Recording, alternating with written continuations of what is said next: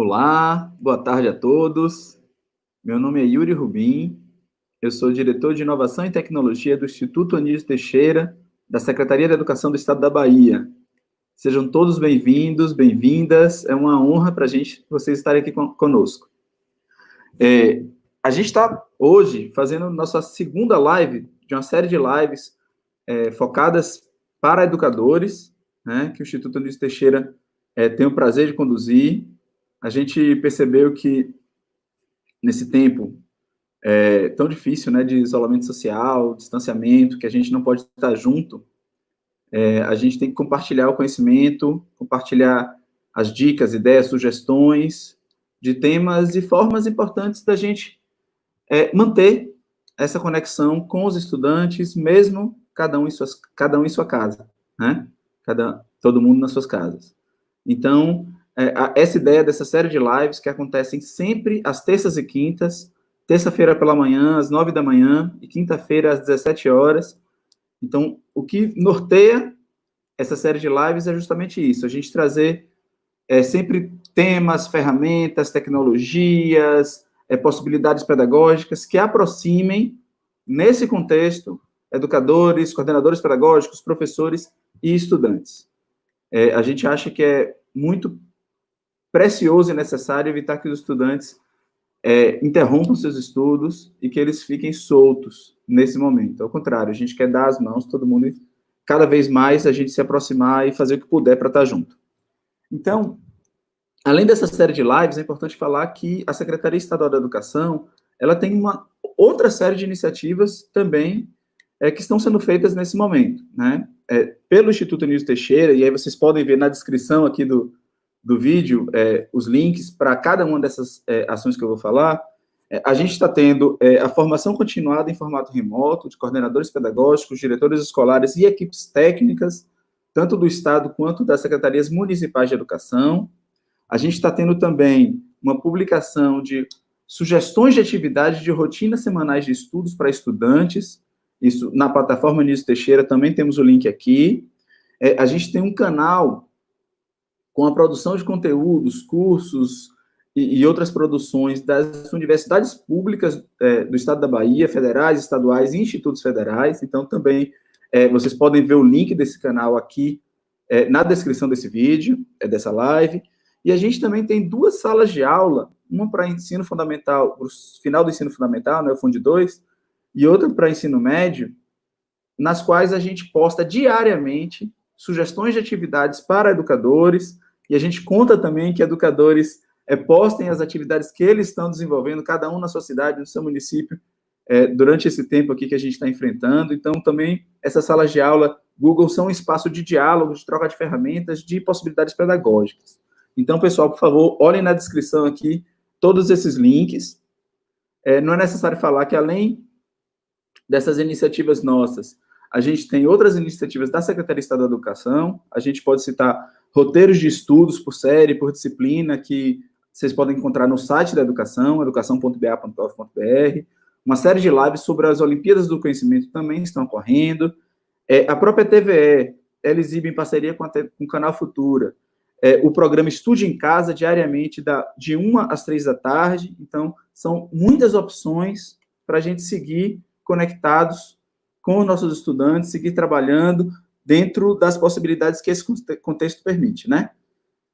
Então, de novo, é muito bom tê-los aqui com a gente, e eu queria apresentar esse nosso convidado, né? A gente está aqui com o professor Peterson Azevedo hoje.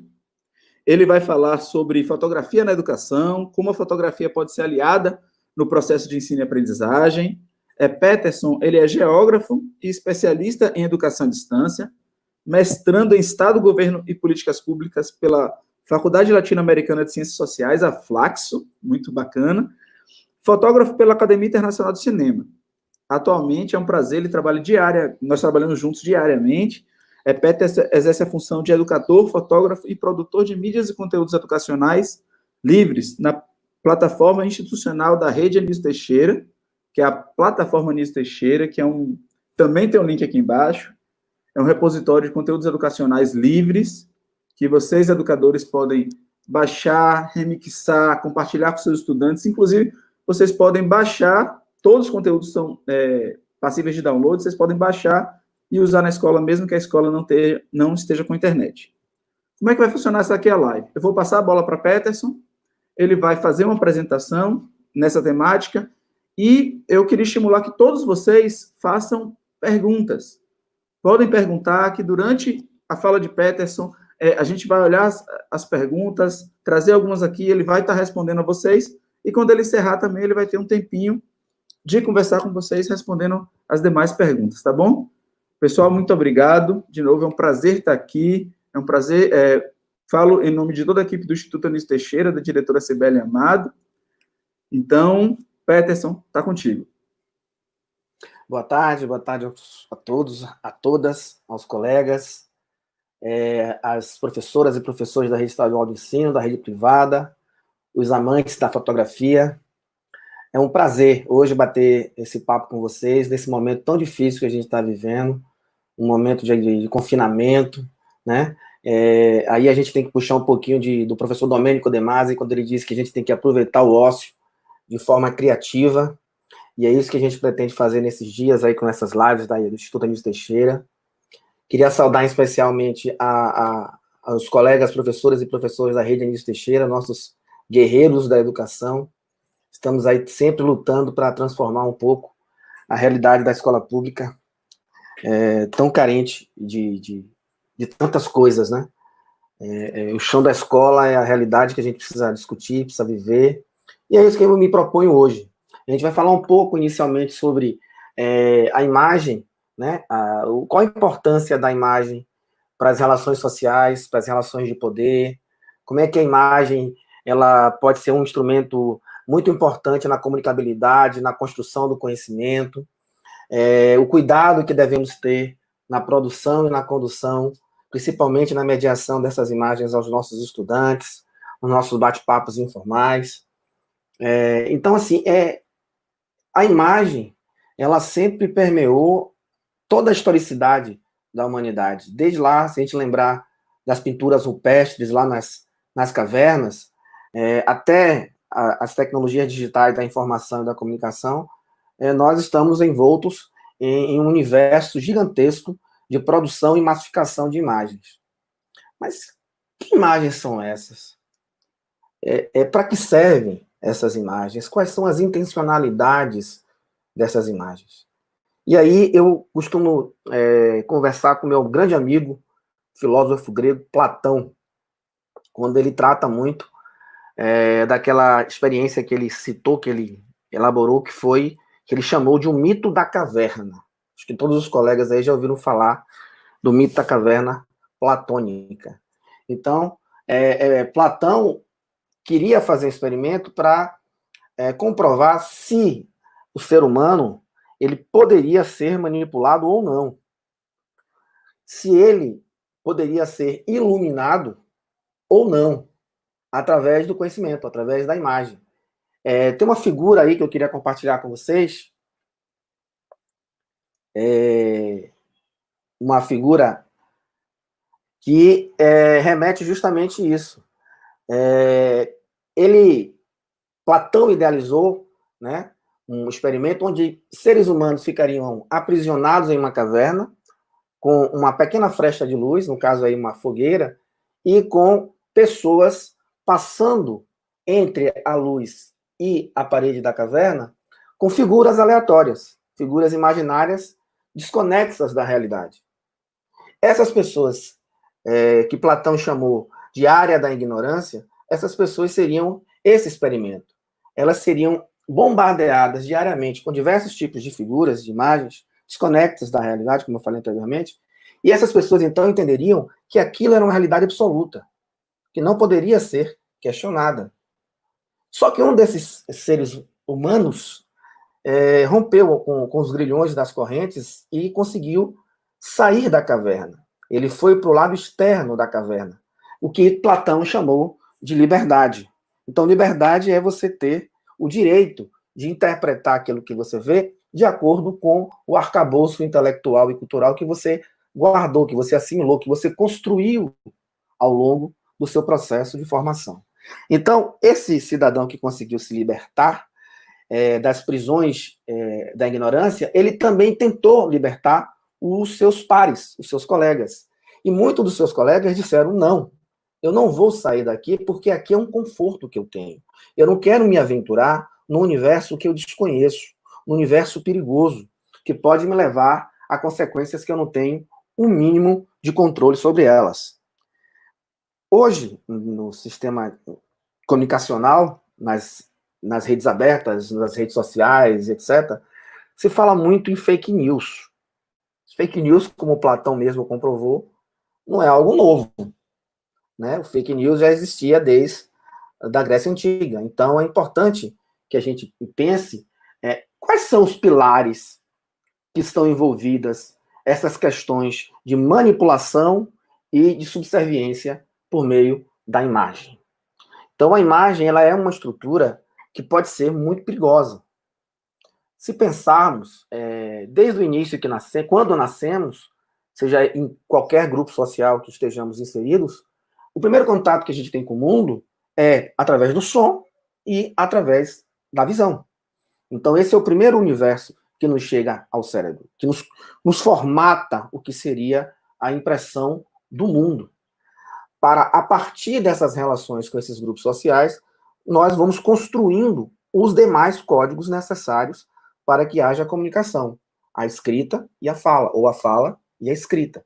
Então, nós vamos receber inputs sociais e vamos, a partir desses inputs, palavras, sons, códigos, nós vamos formatar e decodificar aquilo que nós chamamos de comunicação, para, a partir daí, a gente, então, fazer a interação, tendo feedback do nosso receptor.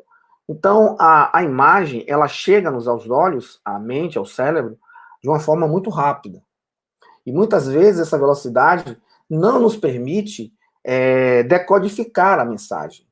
Então, a gente acaba sendo uma vítima, né, vulnerável a esse sistema de quem é que controla essas imagens. Né? No caso, a elite social do poder tem uma capacidade de construir a informação, se apropriar da informação, transformar a informação escrita e falada em uma imagem, e a partir dessa imagem, você vai controlar e conduzir aquilo que você quer conduzir. Então, a escola, ela tem um papel preponderante hoje, na contemporaneidade, porque alguns teóricos, McLuhan e tantos outros que trabalham com a comunicação, Roxane Rojo, Santaella, Pisse, eles acreditam que vivemos a era da sociedade da imagem. Então, não tem mais o tempo do descanso das informações. Hoje, as informações chegam em tempo real. No meu tempo, na minha geração, eu não sou tão velho assim, viu, galera? Na minha época, a gente ia assistir televisão, ia para a escola, depois ia para a rua. Para a rua para construir outras linguagens de comunicação. A linguagem corporal, a linguagem esportiva, a linguagem da sociabilidade, das relações humanas, né? O garrafão, o bate-lata. E aquele tempo da brincadeira, hoje quase que ou se transformou no tempo digital, né? Nos PS5, 6 da vida, ou nos joguinhos de smartphones. Então, que você fica quase que, o tempo que você fica acordado, em alerta, você fica sendo bombardeado por essas imagens, por essas informações, que muitas vezes não tem aquele tempo necessário para maturar, para fazer uma leitura crítica, ética, contextualizada dessa informação que chega até você. Eu queria passar o slide aí. Tem uma outra fala importante do outro slide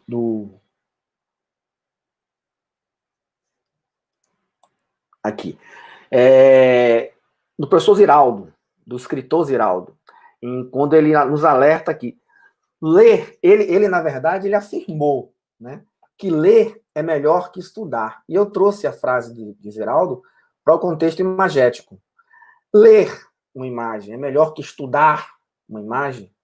Para Ziraldo, o escritor, a leitura ela é preponderante na formação de um cidadão. Ele faz um parâmetro de que estudar para Ziraldo é algo que tem que ser obrigatório e mecanizado. Você tem um momento da escola que você vai fazer as tarefas que lhes são direcionadas, você vai conduzir as atividades, você vai discutir com seus colegas em sala de aula, vai sofrer a mediação do professor, do colega. O ler para Ziraldo deveria ser o cotidiano do cidadão. Ler antes de ir para a escola, ler quando voltar para a escola, ler sem compromisso, ler sem obrigatoriedade, ler para partir da leitura você ter um amplo conhecimento do universo e do mundo que você se relaciona, para você fazer as correlações com o estudo. Então, para Ziraldo, a leitura ela é o alicerce para você se tornar um bom aluno, um bom estudante, não é? E será que a escola está distante das outras linguagens, das outras manifestações culturais? Aí eu venho com a professora Roxane Roxo, quando ela traz a questão do letramento. Letramento, sem S, seria a estrutura da escrita e da oralidade. É a constituição que muitos autores, pedagogos e estudiosos da área fazem uma relação com o alfabetismo, né? Então, a professora Roxane Roxo já diz que a escola já faz esse papel muito bem feito. A alfabetização, uma estrutura linguística, ensinar a ler, ensinar a escrever. Mas falta à escola a percepção das outras linguagens que se estabelecem fora dos muros da escola. Então, como é que essa relação se estabelece? O que a professora Roxane fala é que existem outros códigos que são construídos nas relações sociais da humanidade que muitas vezes não conseguem ultrapassar os muros da escola. A arte, a cultura, a linguagem do som, a linguagem da imagem, a linguagem gráfica, que se estabelecem nas relações comunicacionais fora da escola, mas que não conseguem ultrapassar esses muros. E é isso que a professora Roxane faz. Ela nos traz essa reflexão. Então, nós não deveríamos ultrapassar o letramento e começarmos a falar de letramentos, ou, na verdade, o termo que ela utiliza muito é o multiletramento, ou multiletramentos. Então, assim, a fotografia, ela entra nesse bate-papo. A fotografia, ela entra nesse diálogo, né? Como é que a fotografia ela vai se inserir nesse universo de comunicação, né? Ela começa... A fotografia ela foi um invento muito disputado. No meados do século XIX, mais ou menos, ela surgiu como um invento científico em 1839, quando Daguerre e Talbot, um inglês e um francês, conseguem patentear um instrumento, um aparelho que eles chamaram de daguerreótipo, em homenagem a Philippe Daguerre, que é o pai da fotografia, digamos assim. Existem muitos questionamentos nesse sentido, né, de que a fotografia ela foi inventada na Europa, mas tem já escritos e algumas pesquisas de que a fotografia pode ter sido inventada a partir da tipografia e foi inventada no Brasil por um francês naturalizado brasileiro chamado Hercule Frollens, ou Hercule Florent. E Hercule Florent, então, é ele que cunha o termo foto, luz, grafia, escrita. Então, é escrever com a luz. Tem uma pergunta da professora aí, Adriana. Amo fotografia e uso como recurso nas aulas de matemática no Centro Juvenil de Vitória da Conquista. Que bom, professora Adriana. É isso aí, a fotografia ela deve ser inserida nesse contexto mesmo. A fotografia, muitas vezes, inclusive por desconhecimento, ou porque assim foi ensinado, a imagem, depois da fotografia, ela é muito utilizada na escola como suporte ao texto, ou como suporte a uma fala, a oralidade. É importante que tenhamos em mente que a fotografia ela se constitui uma linguagem narrativa própria. E a gente vai ver isso aqui agora. Então, quem traz muito isso como linguagem é a professora Roxane. A professora Roxane, se puder compartilhar a tela, aí a tela que eu compartilhei, a professora Roxane fala justamente da importância dessa fotografia, não como mera ilustração, nos livros didáticos, nos slides, mas a fotografia ela deve ser entendida como um instrumento dialógico, ela com uma linguagem própria. Então ela fala que esse multiletramentos aí, ele tem que ser significado, ele tem que ser codificado para que os estudantes possam entender que a imagem, ela é uma escrita. Ela é uma escrita e ela tem um código, ela tem definições, ela tem um sentido e ela tem diversas interpretações. Cabe o entendimento de quem vai exibir as fotos, o motivo dessa exibição, a contextualização desse instrumento e trabalhar essa imagem de forma contextualizada e ética. Então, a fotografia ela é uma interlocutora comunicacional. Ela deve ser entendida como uma escrita. Só que a gente precisa estudar essa linguagem. Por exemplo, eu costumo dar muito esse exemplo.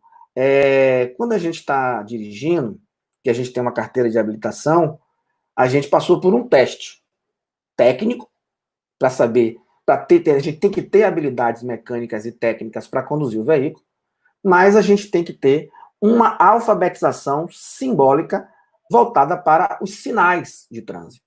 Ou seja, a linguagem do trânsito é uma linguagem, é um letramento.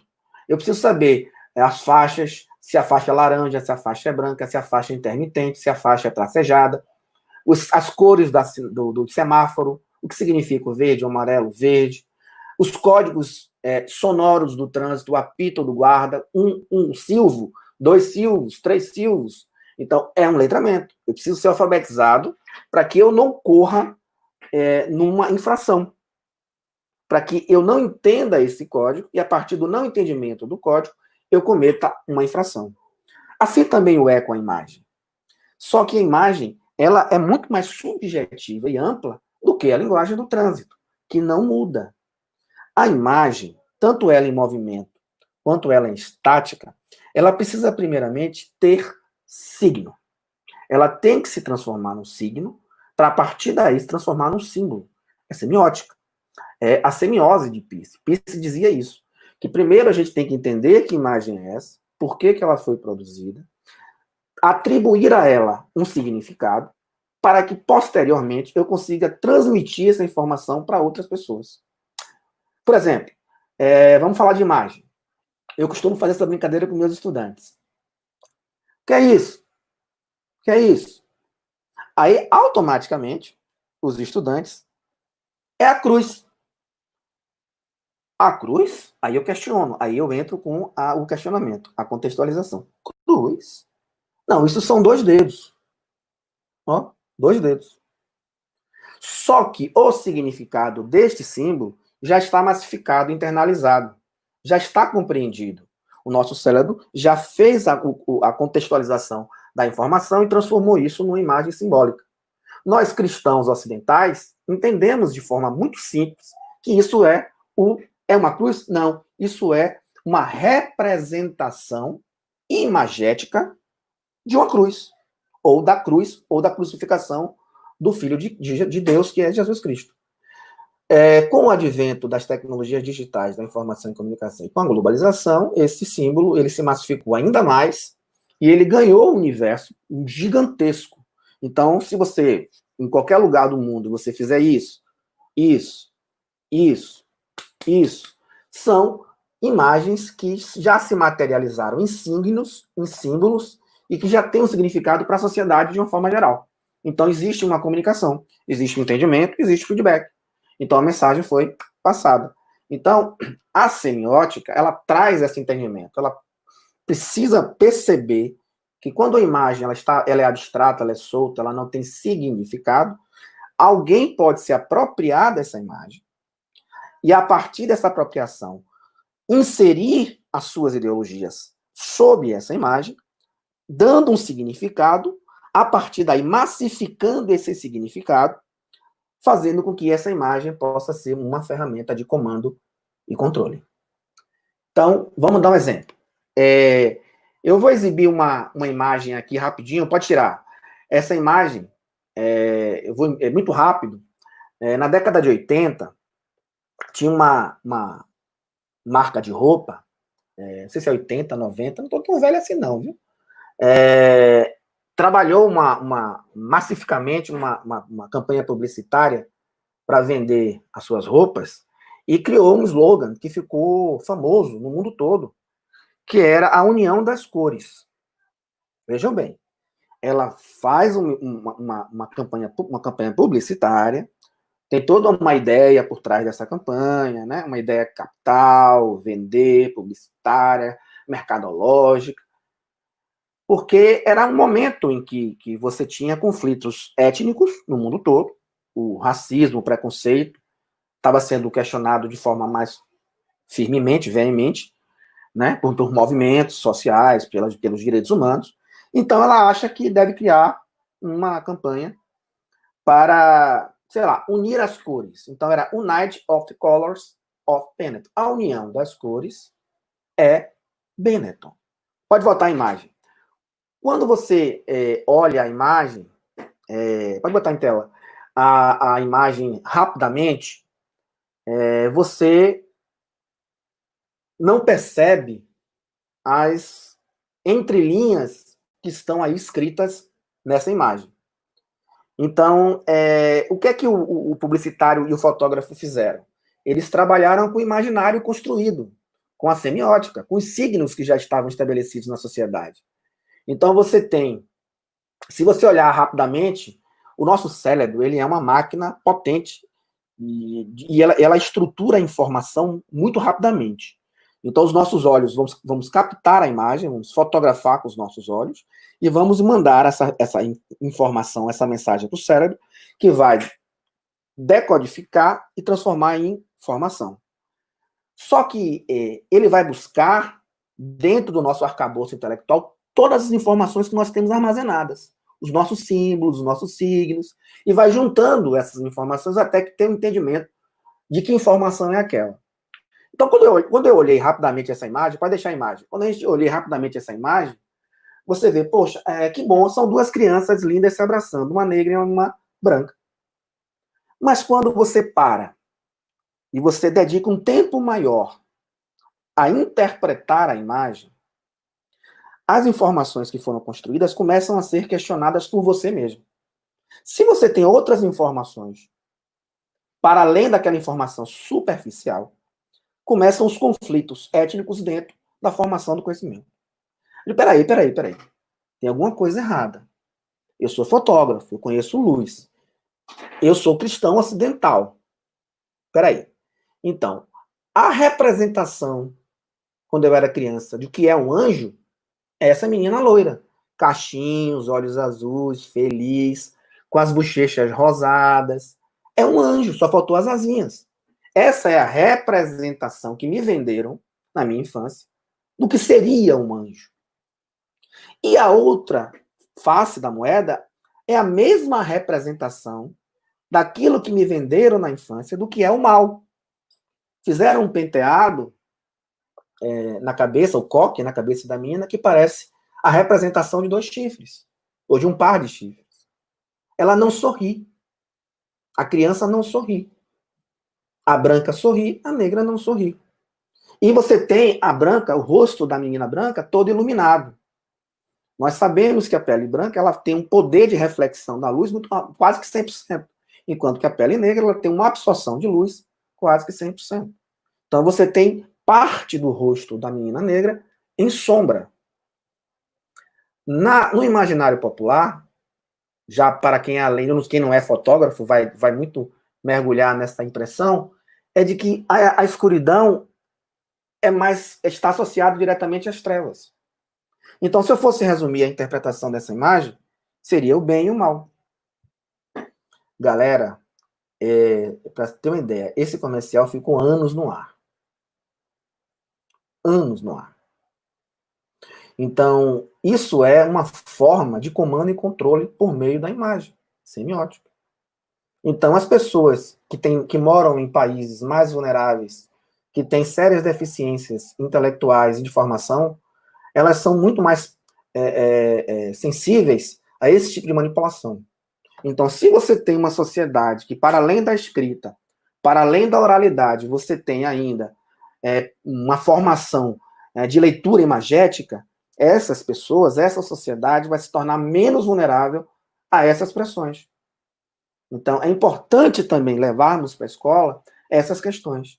Pode voltar para mim, por favor? Então, assim, é isso que eu queria trazer para vocês.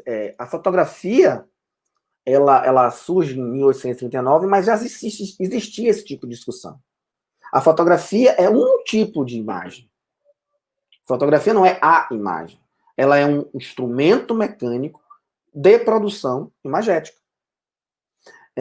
O que vai diferenciar a fotografia da imagem? Nesse sentido, eu costumo dizer aos meus alunos que o fotógrafo ele vai se diferenciar de um produtor de imagens porque a fotografia ela pressupõe uma intencionalidade. Ou seja, a fotografia se faz aqui, primeiramente. Então, para além dos conhecimentos técnicos, e aí eu aconselho, quem gosta, quem curte fotografia, vocês têm diversos tutoriais aí de como usar o smartphone como máquina fotográfica, desde montar estúdio fotográfico caseiro, você tem aí vários tutoriais desses no YouTube, e quem é de Salvador, da Bahia, você tem a Casa da Fotografia, que é um curso muito bom, que eu indico, não é um curso muito caro, e é um curso bastante interessante para quem quer não ser fotógrafo apenas, mas que conduzir a fotografia como estratégia metodológica no ensino e aprendizagem. Então, a gente precisa, claro, que a gente precisa se apropriar da parte técnica para depois a gente ir para além da parte técnica, a gente adentrar as questões conceituais. Lembra do carro? Não adianta eu saber o Código Brasileiro de Trânsito se eu não souber dirigir, por exemplo. Então, é importante. Bom, gente, pode interromper, pode fazer pergunta, a hora que vocês fizerem, eu estou aqui disponível, tá bom? Eu vou dar seguimento. Se eu estiver correndo muito, vocês também me sinalizam, porque eu falo muito rápido, né? Tem aqui uma pergunta de Paulo Henrique. Trago também a importância da fotografia na comunicação escolar, em especial nas redes sociais, tal como Instagram, como espaço informal de aprendizagem. Com certeza, Paulo, com certeza. Hoje, no Brasil, a rede social mais usada pelos nossos estudantes a rede social imagética, é o Instagram. Houve uma migração em massa da nova geração do Facebook para o Instagram. Porque, como eu falei para vocês, a imagem ela chega mais rápido, ela atinge o sentimento, o ato de sentir alguma coisa de forma mais rápida, então você tem uma sensação mais rápida do que a escrita, né? A leitura. A leitura você tem que ler decodificando para depois voltar a ler interpretando. E aí você vai dar um sentido àquilo. A imagem nem sempre ela precede a interpretação. Ela, na verdade, ela é uma ação que você tem um contato visual, você vai interpretar ou não, vai depender daquilo que eu falei, do tempo de maturação para você adentrar no universo imagético. Eu sempre brinco com meus estudantes, existe uma diferença muito grande, galera, colegas, entre ver e enxergar. Enxergar é algo que a gente faz cotidianamente, desde o momento que acordamos até o momento que dormimos. Enxergar é simplesmente o ato de captar a imagem. Então, quando nós estamos andando nos metrôs, nos ônibus, nos carros, andando, a todo momento nós estamos enquadrando. Nós estamos recortando aquela realidade no tempo e no espaço. Nós estamos fazendo o nosso videozinho. O meu videozinho de casa até o trabalho tem tantos mil frames. Eles juntos vão formar o caminho, o deslocamento de minha casa ao trabalho. Todas as relações que eu estabeleci com o espaço geográfico vão estar aqui registradas fotograficamente pelos meus olhos.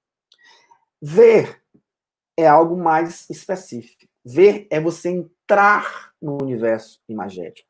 É você entrar naquela realidade fotográfica. Então, requer um nível de pesquisa maior, um nível de informação maior, porque o conhecimento, todos nós sabemos disso, ele é um conjunto de informações seletivas. Então, quando a gente está pesquisando algo no Google, a gente vai lá, pega uma informação de um site, informação do outro, e vai, a gente tem claro que a gente tem um tema. A partir desse tema, a gente vai buscando as informações, e a partir dessas informações nós vamos juntando e construímos o conhecimento, né? O professor Jefferson nos traz aqui um questionamento. Penso que a fotografia não deva ser utilizada como suporte, mas como estruturante de reflexão e produção autoral. Perfeito, professor Jefferson. Justamente o que nós falamos aí. A fotografia, por muito tempo, e ainda hoje, em alguns lugares, ainda é pensada como um suporte, uma ênfase de um texto. Fotografia não é ênfase de nada, pelo contrário. Fotografia, ela é um universo infinito de complexidades de conhecimento, de informações. Tem uma frase que eu escutava e me incomodava muito. Uma fotografia vale mais do que 1000 palavras. Errado. Uma fotografia, ela vale 1 milhão de palavras. Na fotografia, existem 3 elementos estruturantes de comunicação. Primeiro, quem fotografa? Quem fotografa é o primeiro elemento constituidor do processo de comunicação daquela imagem. Então, eu, Peters, vou fotografar. Eu não estou fotografando com a máquina. Eu estou fotografando com a minha cultura. Com quem eu vivi, onde eu vivi, o que eu li, o que eu assisti, com quem eu me relacionei. Todo o meu arcabouço intelectual e cultural vai ser transmitida naquele recorte que eu escolhi fazer para aquela imagem. Então, esse é o primeiro elemento. O segundo elemento, se existir, é o que eu fotografei ou quem eu fotografei. Quem eu fotografei também vai estar imbuído de cultura, de informação, de estrutura corporal.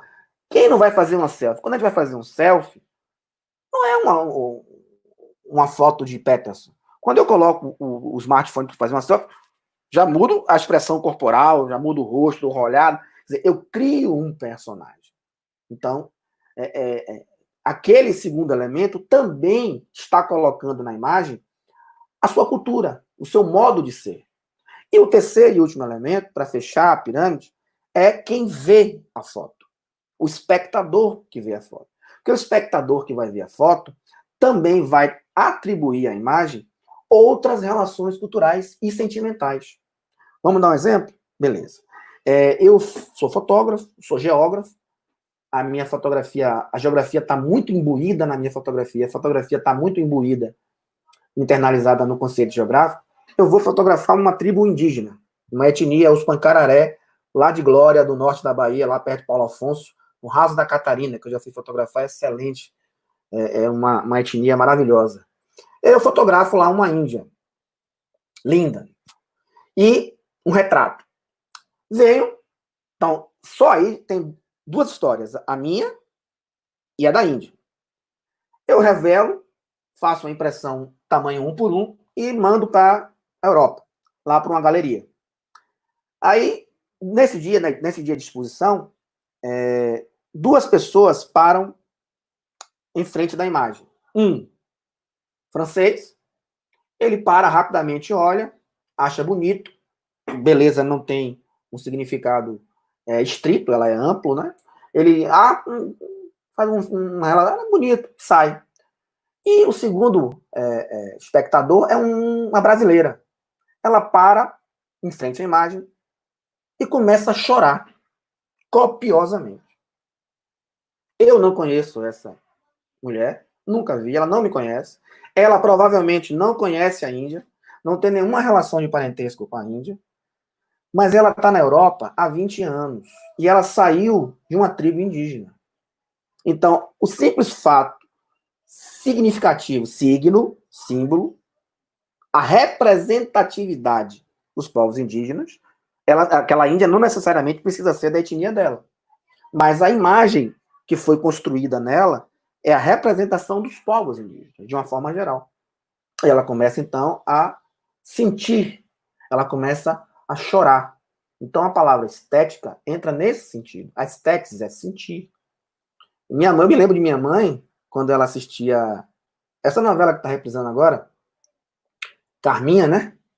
É Carminha? Minha mãe xingava horrores essa Carminha. Sinal que se fez a arte. Porque a atriz que interpretou Carminha, ela deu sentido ao personagem. A personagem. Sentido mal, vilã. E minha mãe internalizou aquilo. Sentiu aquela sensação ruim da personagem Carminha e atribuía a personagem Carminha uma realidade que não existe. Então, vamos resumir. A fotografia, gente, muitas pessoas costumam dizer que a fotografia é o retrato da realidade. Não, não é. Fotografia não é realidade. Fotografia é surrealismo. Fotografia é um recorte do tempo e do espaço, uma fração do tempo e do espaço, por uma pessoa. Que tem uma cultura própria, que tem uma interlocução própria, que tem uma formação cultural própria.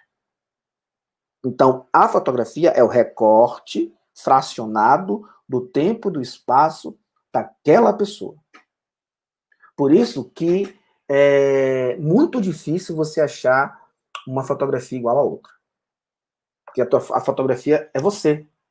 Você materializa, por meio da imagem, aquilo que você é.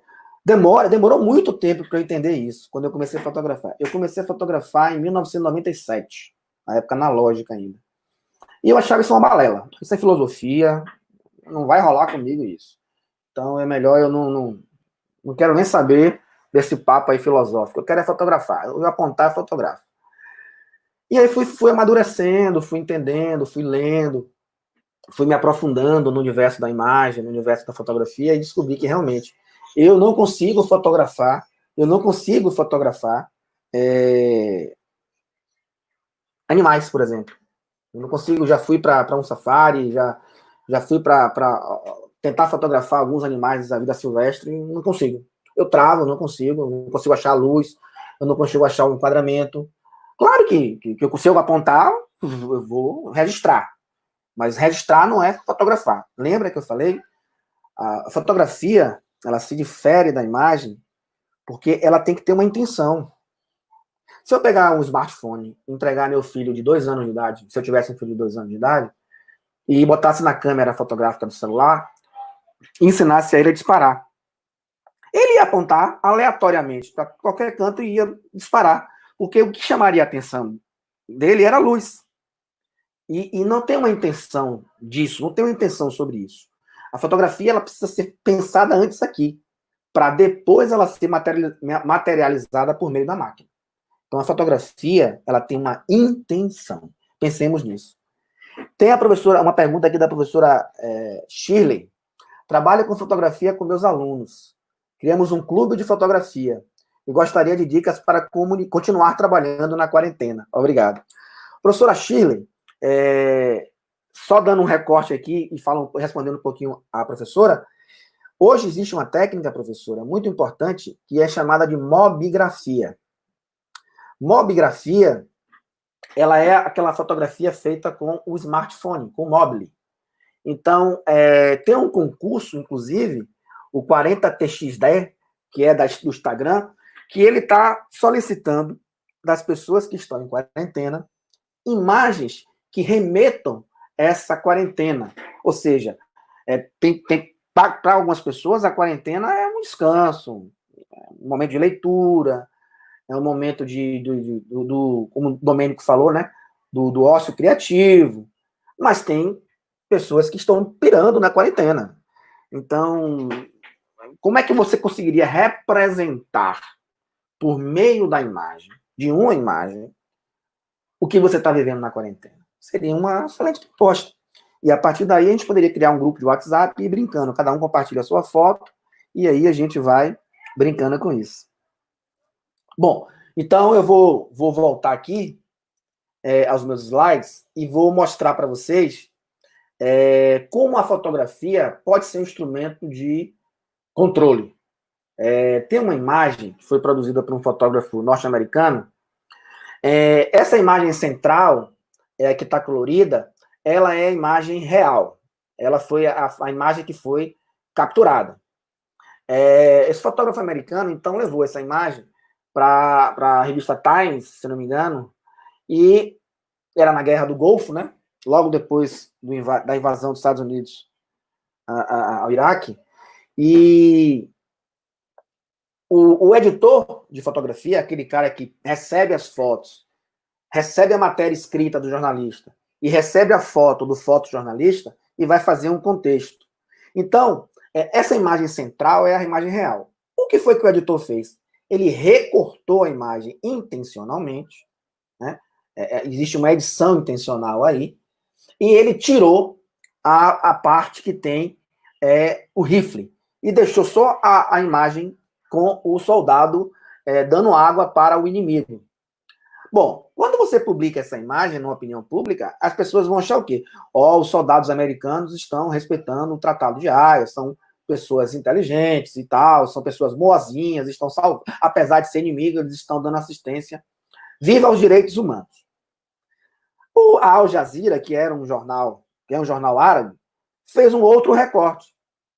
A mesma imagem, ela recortou, tirando o soldado que estava dando água e deixando o soldado americano apontando o rifle para a cabeça do iraquiano.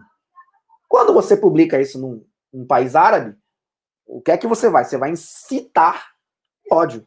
Os árabes vão dizer, aí, são soldados cruéis, não respeitam os direitos humanos, são assassinos e tal. Então você tem uma manipulação política ou geopolítica por meio da fotografia. Então é muito perigoso você deixar trabalhar com a fotografia dentro de uma sala de aula se não tiver uma mediação muito forte e se você não tiver uma apreciação dessa imagem de uma maneira muito crítica, ética e contextualizada. Então, eu acho que as 3 palavras que eu poderia deixar aqui para os colegas, os que pretendem trabalhar a fotografia no ensino médio, no ensino fundamental, é pensar justamente nessa pirâmide da arte-educação, que é contextualizar, apreciar de forma ética, crítica e contextualizada. Então, pesquisem quem é o fotógrafo, estudem um pouco a história do fotógrafo, a história da foto, façam uma correlação com o componente curricular que você está trabalhando, faça uma sequência didática voltada só para esse trabalho, não use a fotografia como um suporte. A professora Valdinéia Mendes tem uma pergunta aqui. Peterson, que dica você daria para trabalhar com fotografias no ensino médio? É isso, professora Valdinéia. Tente fazer uma conexão entre a fotografia e o componente curricular. Vamos dar um exemplo. Eu poderia trabalhar essa fotografia que eu postei anteriormente, trabalhando com geopolítica, com as estruturas geopolíticas. Tanto de um lado, o lado norte-americano, quanto o lado árabe. Para isso, a gente poderia ter que fazer... Você solicitaria uma pesquisa para os estudantes sobre a Guerra do Golfo. O que é a Guerra do Golfo? Tem um lado, ou os 2 lados estão errados? Tem interesses? Quais são? No dia seguinte, ou na aula seguinte, eu poderia pegar aquela fotografia e, a partir daquela fotografia, abrir um júri simulado. Trabalhar uma discussão só com a fotografia, sem nenhuma associação da fotografia com outros textos. São 2 momentos que eu aconselho. O primeiro momento da pesquisa crítica da leitura e o segundo momento da apreciação crítica e ética da imagem, com a mediação do professor. Então, esses 2 momentos, essa interconexão vai dar uma discussão muito mais ampla, muito mais precisa, né, das relações sociais e geopolíticas que existem, por exemplo, no mundo. Eu gostaria de mostrar para vocês aqui agora, eu queria entrar num parâmetro semiótico muito famoso, que foi o da Coca-Cola. Esse comercial, ele gerou um mal-estar muito grande em alguns fotógrafos documentais, porque é uma associação direta. Você está fazendo aí uma análise se você fizer uma análise de discurso aí, você tem uma relação direta entre felicidade e Coca-Cola. Você bota uma imagem descontextualizada de uma mãe e um filho fazendo uma atividade escolar, felizes, intencionalmente almodoviano, ou seja, vestidos de vermelho, que é a cor simbólica do vermelho do rótulo da Coca-Cola, né? E sabemos que, psicologicamente, o vermelho e o amarelo, eles são as duas cores que fomentam no cérebro o apetite. Não é à toa que, quando você faz um passeio pelos shoppings, nas praças de alimentação, a maioria das lanchonetes tem, nos seus letreiros, a maioria das cores, vermelha e amarela. Aí, salva-se McDonald's, Burger King e tantas outras.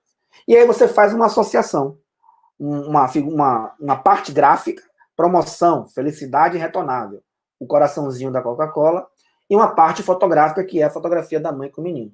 Quando você faz essa junção, você tem um diálogo, você tem uma mensagem direta e uma associação imagética. Bom, a Coca-Cola nos dá amor, nos traz felicidade. E, cientificamente, biologicamente, sabemos que não, né? Que o açúcar não é muito bom, principalmente para quem é diabético. Aí você pergunta, cadê a ética? Tá? Então vamos lá. Galera, eu agora queria entrar com vocês num. Como é que tá meu tempo? Deixa eu ver. Tá, beleza. Eu queria entrar com vocês agora no bate-papo de algumas referências que eu trago para vocês agora nessa live, de alguns fotógrafos que eles foram muito importantes e transformaram algumas relações da humanidade, principalmente no que se refere aos conflitos sociais. Uma das fotógrafas que eu queria começar a conversar com vocês é uma fotógrafa norte-americana da década de 20, 40, se não me engano, 20 ou 40, não lembro, chamada Diana Arbus. Diana Arbus, ela era casada com um fotógrafo norte-americano muito famoso. E ela, na verdade, ela aprendeu a fotografar com o marido e ela tinha uma atração muito grande pelo diferente, né? Pelas pessoas que eram diferentes daquele patamar social que chegou a ela, né? Aquela significação do homem branco, europeu, americano, dos azuis. Ela queria sempre buscar o diferente, né? Então, ela, na primeira vez que ela fotografou, ela foi visitar um circo. Naquela época, os Estados Unidos, eles faziam excursões circenses, não com animais, com acrobatas, trapezistas, não. Eles levavam pessoas que eram excluídas da sociedade, que não eram aceitas socialmente por sua forma, por sua estética, por algum tipo de disfunção biológica, genética, e era chamada pejorativamente, de circo dos horrores. Então ela foi nesse circo dos horrores e começou a fotografar essas pessoas. O anão, o gigante, as gêmeas chifópagas, o albinismo, síndrome de Down, o gigantismo. Então ela começou a se relacionar com essas pessoas. E ela começou a fotografar essas pessoas. Então você... década de 60. Então você tinha essas pessoas que não eram representadas na sociedade. Principalmente imageticamente. Na verdade, as pessoas não queriam ver essas pessoas. Queriam aquartelá-las no circo. A sociedade dita moderna queria aquartelar os diferentes em espaços minúsculos, circos, guetos, como sempre foi. Então ela queria romper com isso. Só que ela não poderia escrever um livro, publicar, porque ela não era escritora, ela não tinha o dom da palavra nem da escrita. O dom que Daiane tinha era o dom da imagem, o dom da fotografia. E ela começou a fazer ensaios fotográficos dessas pessoas. Ela começou a levar essas pessoas para as capas de revistas. No primeiro momento, ela enfrentou, logicamente, das grandes revistas, a resistência. Então, ela encontrou no marido o alicerce para que o marido pudesse, como se fosse ele que tivesse feito as fotos, publicar nos jornais. Então, ele começou a publicar essas imagens. Ou seja, essas pessoas que eram invisíveis passaram a ter visibilidade a partir do trabalho fotográfico de Diane Arbus. Então, a fotografia, mais uma vez, transformando o entendimento que nós temos do mundo. Às vezes, nós somos educados para interpretar ou para entender o mundo de uma forma. Por isso que não existe uma verdade absoluta, a verdade é muito relativa. Então, como a fotografia também não é realidade, é um recorte dela, esse recorte de Daiane, por muito tempo ficou esquecida. O marido acabou levando a autoria dessas imagens, porque ele era homem, era uma sociedade patriarcal, machista. Então ele acaba assumindo a autoria, mas que depois ele morre e ela, então, anos depois, ela consegue retomar a autoria e hoje é uma das fotógrafas mais importantes da contemporaneidade, principalmente no que se refere à produção de fotografia documental. Essas fotografias, no primeiro momento, ela tem um papel, que é o papel importante da da fotografia documental, é chocar. Então, a ideia, a intenção, lembra que eu falei da intencionalidade de Daiane é chocar. Eu quero chocar, então ela choca por meio da imagem. Hoje, a partir daquele primeiro passo dado por Daiane, a gente pode usar essas imagens, que já não chocam tanto como na época que foram publicadas, mas como ferramenta pedagógica, como estou usando aqui agora, discutindo essas relações de preconceito, né, da invisibilidade social, da vulnerabilidade social, e trazer essas imagens, revisitar essas imagens no nosso universo hoje, porque nós já fomos bombardeados desde a década de 60 até hoje com tantas outras atrocidades, com mortes, com guerras, com conflitos, que uma imagem dessa, do diferente, já não choca mais. Até porque a luta para que esses diferentes estejam inseridos socialmente já é uma realidade nossa. Então, mas é importante buscar a Daiane, revisitar a Daiane, para que a gente possa entender que ela foi um dos pressupostos que romperam com esse preconceito. Rompeu com que estratégia? Com a fotografia. A fotografia da inquietação dela. Isso inquietava a Daiane Arbus. Essa diferença, esse deslocamento social de determinadas pessoas incomodava a Daiane. Ela não se sentia confortável com isso. Outro fotógrafo importante, e essa história aí de Chris é muito interessante. Chris Ondros é outro fotógrafo norte-americano, mas que fotografou muito África, fotografou muito os conflitos e as guerras civis. É um fotojornalista. Bom, vamos lá, gente. Deixa eu diferenciar um pouco fotojornalismo de fotografia documental. Fotografia ela tem várias nuances. Ela pode ser pedagógica, ela pode ser fotojornalismo, ela pode ser fotografia documental, de moda, de publicidade, de natureza. Então, ela tem um universo infinito de possibilidades. No caso da fotografia documental, do fotojornalismo, o que vai diferenciá-las é a informação, é a matéria. Uma pessoa passeando na praia é a fotografia documental do cotidiano. Uma pessoa passeando na praia cheia de óleo é uma matéria. Fotojornalismo. Então, a matéria é que vai fazer a diferenciação entre o que é uma fotografia simples do cotidiano, de uma etnia, de um cotidiano de um povo, é uma fotografia documental. Não existe, gente, importâncias. As duas são importantes, mas o contexto é diferente. Tá? O fotojornalismo, você tem por trás da fotografia uma intencionalidade jornalística, de matéria, de produzir uma matéria. A fotografia documental, ela tem uma intencionalidade de formar um documento, de produzir um documento. Não que o fotojornalismo também não produz o documento, mas ele vai para além do documento, ele vai suscitar a produção de uma matéria jornalística. Beleza? Vamos voltar lá para Chris Ondros. Então, Chris, ele era um fotógrafo que ele adorava conflitos, porque ele achava que o papel do fotógrafo é denunciar. E não é fácil, viu, gente, para um fotógrafo denunciar. Eu não sei se eu estaria apto para vivenciar o que esses caras vivenciaram e dormir bem, sabe?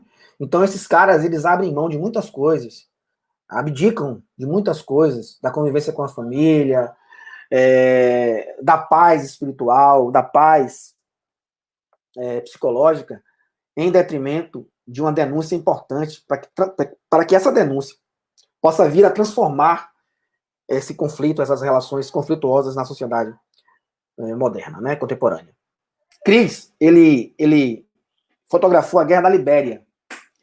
E na África, após colonização, a descolonização da África, que ainda está em andamento, ela deixou marcas severas. Os países europeus, eles dividiram a África de forma muito cruel, dividiram etnias, dividiram relações sociais, dividiram territorialidades, identidades, botaram uma linha que dividiu um povo, o mesmo povo ficou em um país e o mesmo povo ficou em outro país, o que gerou conflitos civis muito graves. Um deles foi a Libéria. Tem 3 fotos de Ondros aí. Essa foto maior, que tem um soldado, que eles chamavam, a maioria eram crianças, né? Infantaria, infante, né? Então, você tem aí o mais velho segurando uma bazuca. Esse foi o momento que ele disparou um míssil, conseguiu destruir, do outro lado da ponte, uma casa, um lugar inimigo, e vibrou. Henri Cartier-Bresson é um francês, um fotógrafo francês muito famoso, que cunhou o seguinte termo: a fotografia, ela deve ser feita no momento decisivo. Quem vai saber o momento decisivo da captura é o fotógrafo. Então, o momento decisivo para Ondros foi justamente na felicidade que esse militar fez, que esse rebelde fez, quando ele acertou o alvo inimigo. Esse cidadão, não me lembro o nome dele, anos depois, essas fotos foram publicadas nas revistas europeias e no New York Times, e a partir da publicação dessas imagens, e tinha tantas outras imagens mais violentas que eu não quis colocar aqui, essas imagens chegaram à opinião pública, e a opinião pública, então, depois de ter acesso a essas imagens, ela conseguiu sensibilizar países ricos, e a ONU, então, invadiu a Libéria num tratado de paz, dando fim à Guerra Civil da Libéria. Então, você vê a importância do registro fotográfico, do fotojornalismo para o fim de uma guerra, se faz nesse sentido. O fotógrafo, ele vivencia o conflito, ele registra o conflito. Existe uma dualidade, uma dialética muito grande. Até que ponto eu devo abaixar a câmera? É a sua ética que vai dizer isso. Se a imagem, a fotografia, ela tem um cunho jornalístico tão importante ao ponto de acabar com a guerra, por que não registrar? Não é sensacionalismo. Uma imagem estática é diferente de uma imagem em movimento. Uma imagem estática, você tem a capacidade de adentrar o universo dela com mais propriedade, com mais tempo, né? Ser cirúrgico. Então, a partir dessas imagens de Ondros, a ONU, então, ela decide tomar pé da situação e, então, consegue terminar o conflito. Chris Ondros voltou anos depois, e esse jovem aí que está com a bazuca na mão, Chris Ondros ajudou para que ele tivesse acesso à universidade. Ele estudou, fez a universidade, e hoje ele é professor lá na Libéria, né? Hoje ele consegue trabalhar com fotografia e com os estudantes na Libéria a partir do ensinamento e dos diálogos que ele manteve com o Chris Ondros. Outra imagem, outro importante fato que Chris conseguiu trazer fim ao conflito foi no Iraque. Não sei se o Iraque, a guerra do Iraque, ela foi muito dura. Essas 3 imagens refletem a passagem que Ondros teve nesse conflito. Você vê de um lado o sofrimento árabe, no meio você vê a deposição do ditador, e no outro lado você vê a luta dos rebeldes árabes contra o povo norte-americano. Tem uma foto que eu não quis colocar, que é de uma menininha pequenininha, acho que ela tinha 9 anos, em que ela sofreu, a família dela foi alvejada a tiros por uma tropa norte-americana. E Ondros estava nesse comboio. O carro vinha em direção ao tanque, 8 soldados americanos disparam em direção ao veículo, matando o pai e a mãe dessa garotinha. Essa garotinha, ele conseguiu fotografar toda essa ação, inclusive o sofrimento dessa criança, toda ensanguentada. Essas fotos foram para o ar. Ondros concorreu ao Pulitzer, que é o prêmio máximo da comunicação do fotojornalismo, é o prêmio Pulitzer. E a partir dessa imagem, os norte-americanos começaram a solicitar a retirada das tropas americanas do Iraque. Então, para vocês verem como é importante o registro desses fotógrafos, desses caras, Como é importante, porque vão transformar essas imagens em documentos, para que a gente possa trabalhar isso, para que a gente possa trabalhar essas questões em sala de aula, para que a gente possa se aprofundar nessas relações de poder. Outro que eu queria conversar e falar um pouco com vocês é Kevin Carter. Eu já estou sem tempo, só vou correr aqui para a gente finalizar, porque meu tempo já está apertado. Kevin Carter, ele é um fotógrafo sul-africano, ele fotografou muito o apartheid na África do Sul, mas não o conflito entre os ingleses e os africanos, mas ele fotografou muito os conflitos internos entre as etnias africanas. E ele é o famoso fotógrafo daquela imagem do abutre e a menina. Essa imagem, eu vou me centrar mais nessa imagem, foi no Sudão. As duas linhas que Kevin Carter fotografava era fome e guerra. Nessa menina do Sudão, ele estava muito distante, ele estava usando uma teleobjetiva de 1000 milímetros. Você pode fotografar uma distância muito grande. Quando ele fotografou, fotografar é recortar. O enquadramento que você faz é político. O enquadramento é uma escolha sua. Isso não quer dizer que aquele recorte seu reflete a realidade. Lembra que eu falei que é um recorte dessa realidade? Bom, ele fotografou. Quem vê a imagem, quem enxerga a imagem rapidamente não vê, ele é cruel. Como é que fotografa uma menina desnutrida, morrendo, e o abutre ali, esperando ela morrer para devorá-la? Essa seria a interpretação mais rasa que a gente poderia fazer dessa imagem. Só que se vocês observarem, no braço direito, ela tem uma fitinha branca. Então, essa fitinha é da ONU. São crianças que estão desnutridas. Próximo à criança, já tem uma enfermeira da ONU que foi buscar um leite, mas já estava voltando para pegar a criança. E no momento que ela estava voltando, ela afugentou o abutre. Só que isso não aparece na foto. Essa foto deu a Carter o prêmio Pulitzer do ano. Só que ele foi tão criticado. Olhe para você ver como a sociedade é cruel. Ele queria materializar e dar a público aquilo que não era público, que era a fome. E ele queria dar de uma forma rápida, que é a imagem, para que a opinião pública, para que as outras pessoas pudessem ter acesso a essas informações e agirem em defesa dessas pessoas. Só que ele foi tão criticado que Carter não resistiu aos comentários e ele acabou cometendo suicídio no mesmo ano, que ganhou o prêmio Pulitzer. Ele cometeu suicídio porque ele não resistiu às fake news que foram direcionadas a ele. E ele não resistiu e ele acabou morrendo.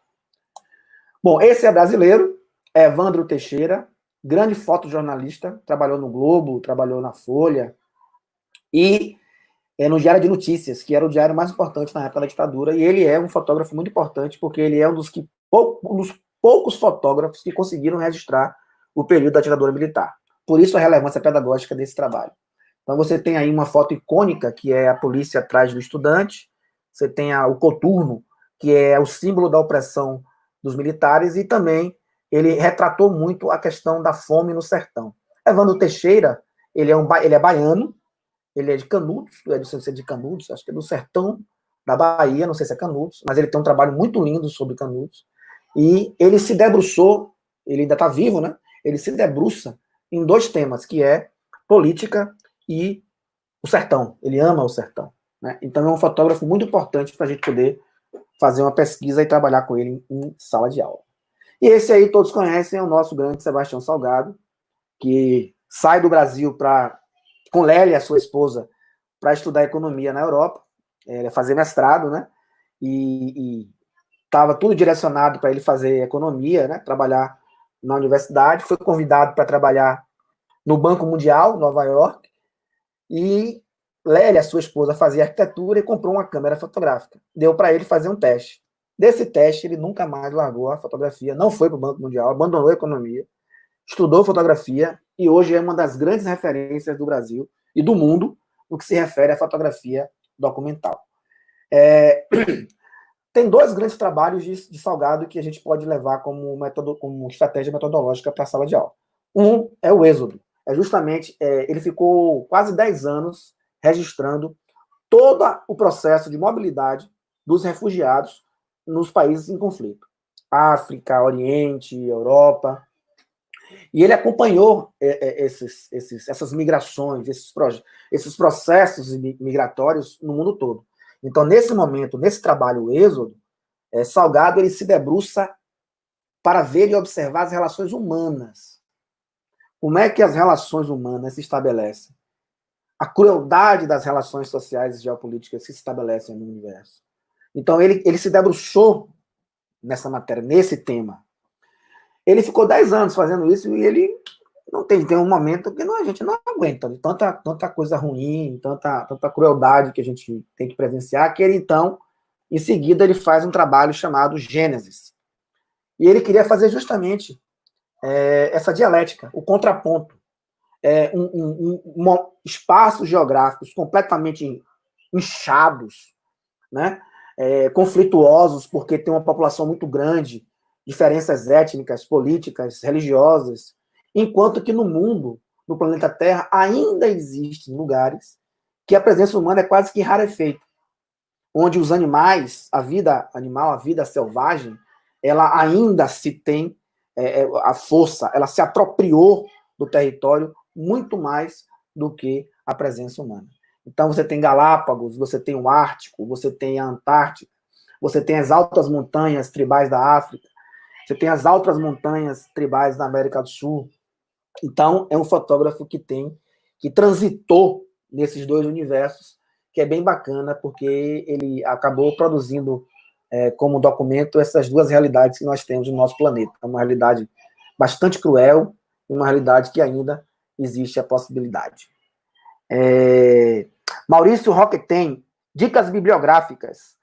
Pronto, Maurício, assim que eu fechar aqui, eu vou passar para vocês alguns filmes, documentários e livros para que a gente possa trabalhar isso aí de uma forma bem dinâmica. Bom, é isso, galera. Eu vou agora justamente pegar esse link aí de Maurício e falar um pouquinho sobre as nossas dicas. Pode me deixar na tela? Meus colegas... tem uma pergunta aqui antes. Maimar Cardoso. Para quem está vivendo esse momento do governo, sabe a importância do fotojornalismo. Verdade, Maimar.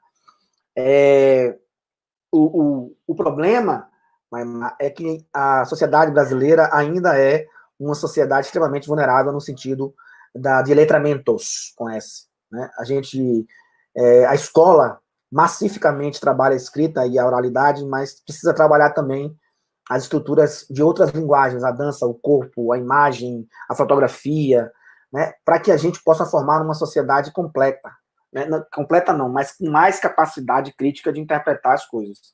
Então, quando você vê jovens defendendo ditadura, quando você vê professores levantando bandeiras de que bandido bom é bandido morto, e tantas outras denominações religiosas fazendo determinadas coisas que a gente ainda que pensávamos que já tínhamos superado, principalmente no que se refere ao nazismo na Segunda Guerra Mundial, você volta ainda a discursos ligados à quebra de direitos humanos. Então, e essas pessoas são mais vulneráveis ainda, né? Essas pessoas que não têm acesso à informação, essas pessoas na verdade, são os alvos intencionais de quem está no poder e quer massificar essas questões aí, fascismo, nazismo e tantas outras aí que a gente precisa ultrapassar. Né?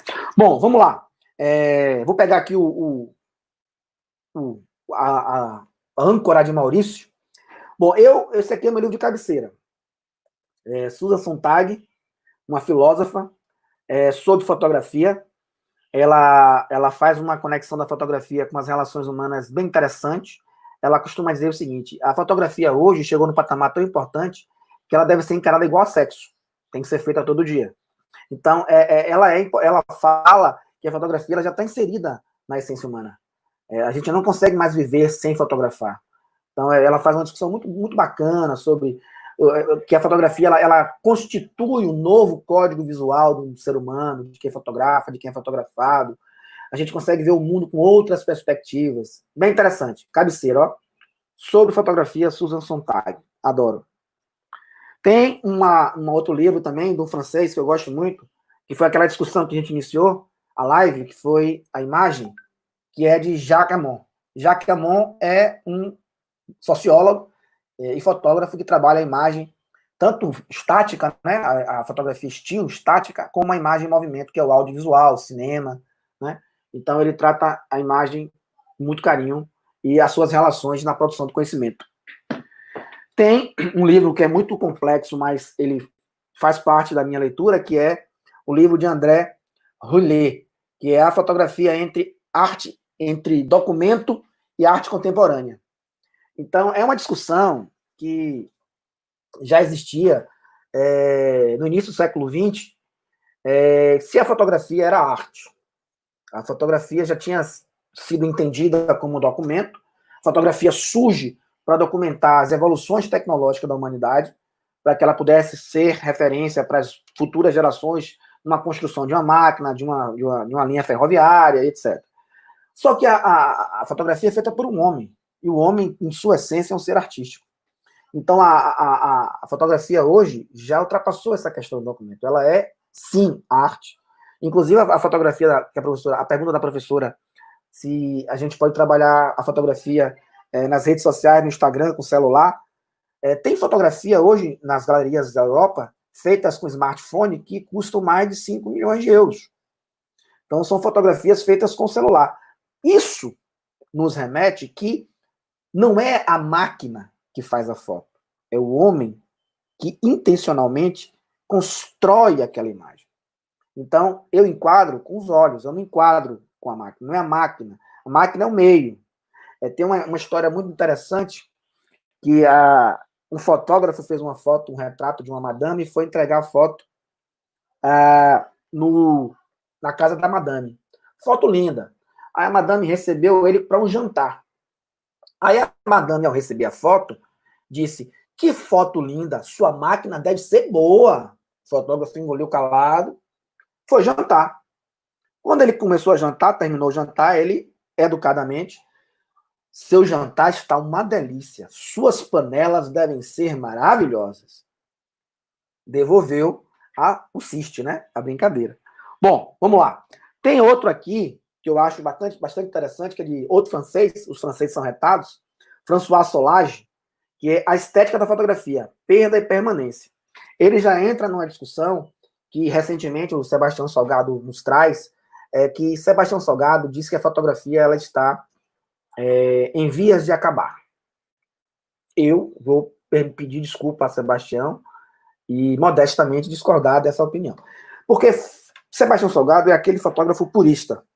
Fotografia para Salgado é do momento que você acorda, que você intencionaliza o ensaio, que você pensa o que você vai fotografar, que você planeja a estrutura fotográfica, que você arruma o equipamento, que você vai usar as lentes corretas para cada fotografia, a angularidade correta para cada imagem, você faz a captura, você volta para o estúdio, você edita a luz que você quer e você, então, imprime e exibe. Então, a fotografia para Salgado é um ritual. Então, ele acha que este ritual, com o surgimento dos smartphones, das máquinas digitais, da democratização da fotografia, que é muito importante para a educação. Eu defendo a fotografia digital, eu defendo os smartphones. É importante que a gente saiba usá-los. E usar não é só tecnicamente, é saber usar também conceitualmente. Bom, esses são os livros. E, para finalizar, temos aí umas dicas de filmes. No YouTube vocês vão encontrar, tem uma série de Silvio Tendler, chamado Caçadores da Alma. É uma série com vários fotógrafos, se eu não me engano, são 54 fotógrafos, que vão contando o seu processo criativo, o que gostam de fotografar, qual o estilo que fotografam. É bem bacana. Caçadores da Alma, de Silvio Tendler. Tem um outro filme que vai contar justamente a história de Kevin Carter, que é Repórteres de Guerra. Se eu não me engano, também no YouTube tem. Se não tiver, acho que no Netflix, eu não tenho certeza. Na verdade, vai contar a história dos 4 fotógrafos que foram denominados a turma do Big Bang. Big Bang é o tiroteio, né? Atirar para tudo quanto é lado. Eram 4 fotógrafos, Kevin Carter, e mais 3 fotógrafos. Dois fotógrafos sul-africanos, um fotógrafo português e um fotógrafo norte-americano. Esses 4 fotógrafos juntos fizeram todos os registros do conflito étnico que existiu na época do apartheid. Repórteres de guerra. E tem um outro filme, também brasileiro, que esse no YouTube eu tenho certeza que tem, que chama-se Abaixando a Máquina, ou Abaixando a Câmera. Depende de quem publicou. É um retrato do dia a dia dos fotojornalistas cariocas e paulistas. Então você vai entrar no universo desses jornalistas e viver, desses fotojornalistas, e viver o dia a dia deles. Então, meus amigos, me despeço aqui de vocês, estou à disposição de vocês. E Ivan Reis Cardoso me pergunta se eu tenho contato da casa de fotografia. Infelizmente, aqui de cabeça eu não tenho, Ivan, mas não é difícil achar, no Facebook você acha. O nome do dono do professor é Marcelo Reis. É um grande fotógrafo, um excelente produtor cultural, e ele tem esse curso aí bem bacana que a gente pode fazer e se apropriar dessa linguagem. Espero que tenham gostado. Para mim foi um grande prazer bater esse papo com vocês. E, Yuri, com você.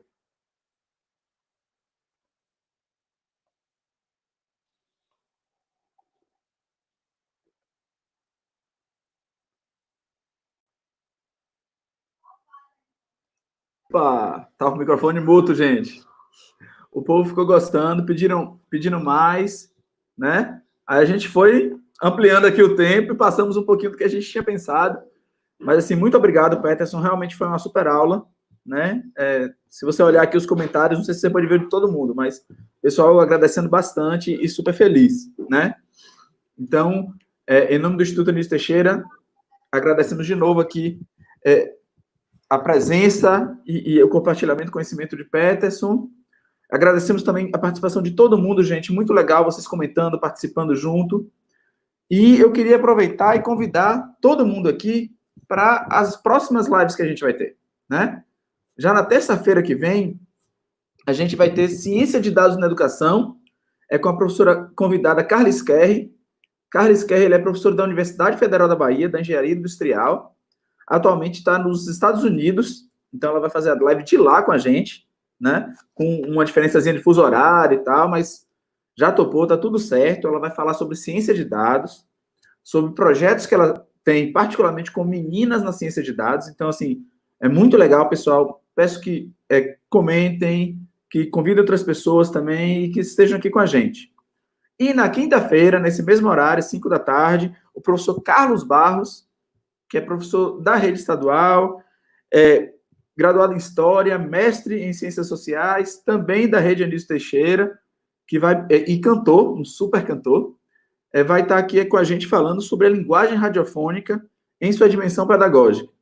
Então, gente, novamente, em nome da professora Cibele Amado, agradecemos a presença de todos, esperamos vocês na sequência da nossa série de lives aqui com a gente sempre discutindo algum tema, alguma ferramenta, alguma novidade bacana para a gente compartilhar nesse momento aí de distanciamento social. Estamos em casa, mas não estamos longe de ninguém, tá bom? Muito obrigado, pessoal.